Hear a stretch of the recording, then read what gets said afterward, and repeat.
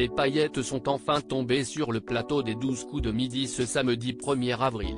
Après plusieurs jours de frustration, Céline, l'actuelle maître de midi, a enfin pu proposer le nom de la personnalité. Elle attendait ce moment depuis cette émission des 12 coups de midi. Ce samedi 1er avril, elle l'a enfin fait. Depuis le dimanche 26 avril, la personnalité cachée derrière l'étoile mystérieuse était totalement découverte de cases bleues. Malheureusement, avec la nouvelle règle des 12 coups de midi, Céline a dû prendre son mal en patience pour enfin pouvoir proposer le nom d'Albert Dupontel.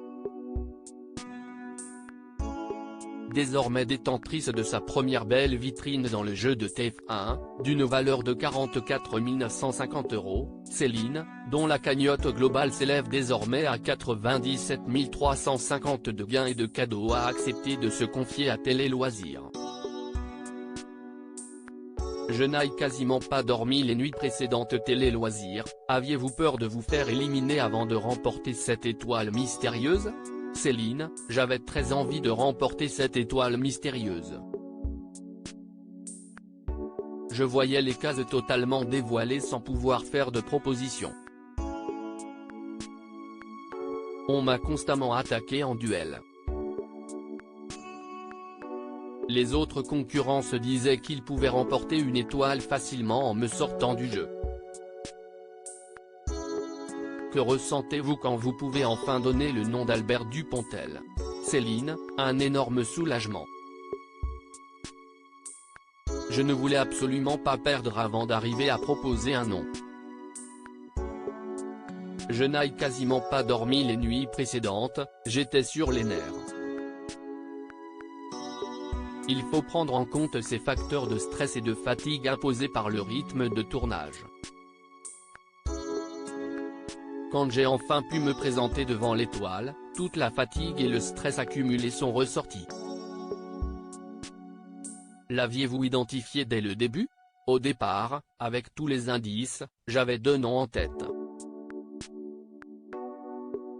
Quand la dernière case se dévoile, je me rends compte qu'il ne s'agit pas d'eux.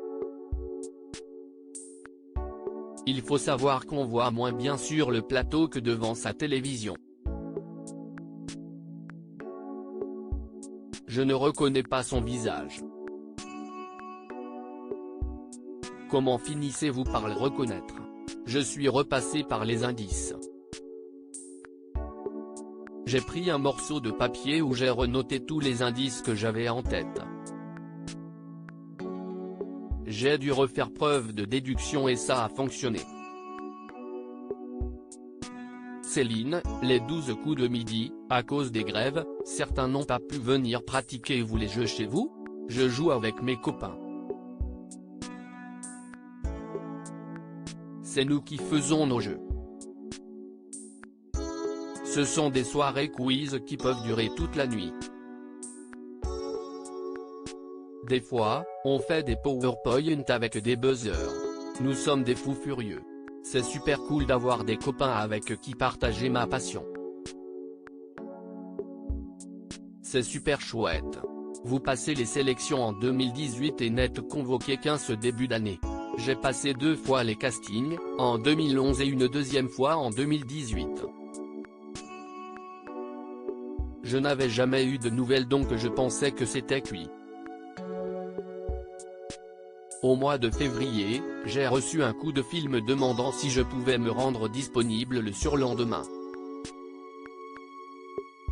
À cause des grèves, certains concurrents n'ont pas pu se présenter. J'ai tout fait pour me rendre disponible, elle rit. Avec quelles ambitions intégriez-vous le jeu ? Je ne voulais pas être la première éliminée. C'était ma première ambition. Dans ce jeu, tout peut arriver, même si on rêve toujours d'aller le plus loin possible. Après, je n'avais pas d'objectif, je me dis toujours que si je mène fixe et que je n'arrive pas à les atteindre, je finirai forcément déçu. Céline craque en plein tournage et fond en larmes après avoir vécu une semaine éprouvante pour découvrir l'étoile mystérieuse. Étincelle, hashtag les 12 coups de midi, étoile brillante, @TF1 pic. Twitter.com/N5SIEXFOL33, Jean-Luc Reichmann @JL-Reichmann, April 1, 2023. À lire aussi Céline, les 12 coups de midi, découvrez l'impressionnante liste de jeux télévisés auxquels elle a déjà participé.